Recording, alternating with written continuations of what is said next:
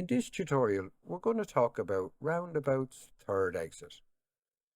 Your tester will ask you, at the roundabout, take the third exit, which is on the right. So how do we take the third exit at a single lane roundabout? At this roundabout, we're taking the third exit, which is past the 12 o'clock position. Remember, leaving a roundabout routine is mirror and signal at the exit before the exit you wish to take. Position, keep to the left on exiting the roundabout.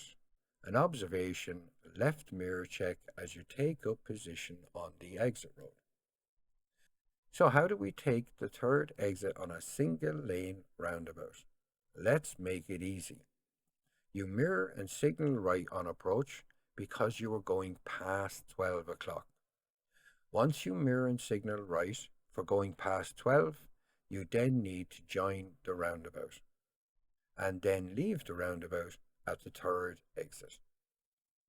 So, on your approach, mirror, signal right, position right, slow down, prepare to stop.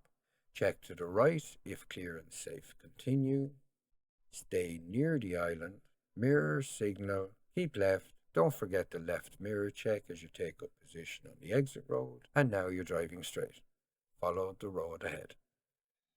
If your tester has not given you direction, you follow the road ahead.